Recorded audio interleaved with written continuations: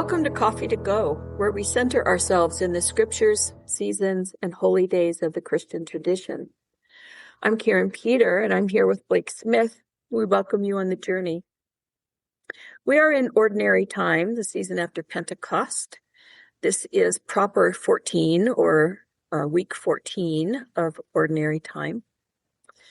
And in this season after Pentecost, we learn what it means to be sent as empowered disciples. We are sent as the church to go and live the ministry and message of Jesus. So where are we with Jesus this week? Jesus is still teaching, and this passage is teaching about the kingdom of God. So let's listen to what Jesus has to say. All right, and we are still in the 12th chapter of the Gospel according to Luke, and we are in the 32nd through the 40th verse this week. Do not be afraid, little flock, for it is your Father's good pleasure to give you the kingdom. Sell your possessions and give alms. Make purses for yourselves that do not wear out, an unfailing treasure in heaven, where no thief comes near and no moth destroys. For where your treasure is, there your heart will be also. Be dressed for action and have your lamps lit. Be like those who are waiting for their master to return from the wedding banquet, so that they may open the door for him as soon as he comes and knocks. Blessed are those slaves whom the master finds alert when he comes. Truly I tell you, he will fasten his belt and have them sit down to eat, and he will come and serve them. If he comes during the middle of the night or near dawn and finds them so, blessed are those slaves. But know this, if the owner of the house had known at what hour the thief was coming, he would not have let his house be broken into. You must be ready, for the Son of Man is coming at an hour you do not expect.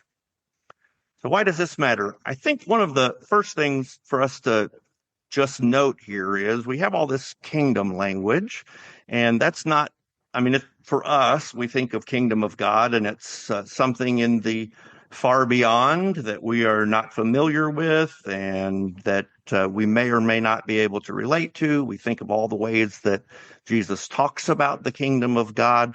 What we need to remember is that these words written in kingdom language were written to a people who lived in a kingdom. They knew what a kingdom was. And so it's probably helpful for us then to think about what is that kingdom that we live in. And that would be the governmental power, the structure, the systems, all of that we live in the midst of that control our lives and set boundaries for us. That's the kind of kingdom that we would think about as we hear these words. And Jesus is telling them to prepare for God's coming kingdom.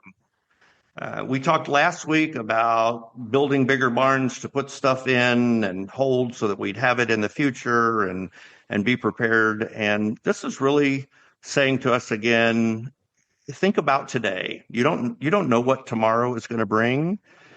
Where you put your time and energy and passions is where your heart is, where you spend your money, what you do with it in the day, in this time, is really, in a way, whether you mean it intentionally or not, is giving an idea of what your passions are, where your heart is. And so Jesus is saying, give away the stuff that ties you down, that causes you concern, stuff that you worry about, because it could be stolen from you. Sell it, give it away, use the income to do something good and care for others in the moment. And also, as go along, watch and pay attention, keep your eye on the ball, so to speak, so you're ready for action. There are things all around us every day needing our attention, and not just our attention as individuals, but as disciples of Christ, living in a governmental structure that has those same characteristics that we might find in a kingdom, those of poverty and oppression and all of the things that we associate with a kingdom, and especially with the slave language that's in this passage. Yeah. I think We about the need, ways we become slave to our culture or slave to our right? political party or slave to our whatever, our context. And so we have to be careful when we start trying to compare what we're doing here with what Jesus was talking about, because he's talking about God's kingdom that turns everything upside down. What happens if what surrounds us turns upside down, right? So Right, in what exactly. ways do I help make that turn upside down? Yeah, I've always often shared the statement, what we have the right to do might not always be the right thing to do. Yeah. I think that's the case in the kingdom of God. We have a lot of rights, especially in our country, being the United States, that aren't always the right thing to do when it Mm-hmm. comes to caring for others. Mm-hmm. So Absolutely. we need to be ready to engage in God's purposes. So some questions that we might ask ourselves are, when have I watched, being really careful and watchful, quietly, prayerfully, waiting, preparing for those opportunities that come about every day that call for engaging in God's purposes? And what does it mean for me to be dressed and ready for action, to engage with the divine presence? Isn't that what our mission prayer is about? Help me be awake and ready to respond, right? Absolutely, it is. And I know that a lot of our listeners, a lot of us in Community of Christ have really made that a part of our lives. And the question is, do we pay attention to the words that we're saying? And what does that mean for us? What does it mean to be dressed and ready, prepared, awake, ready to go?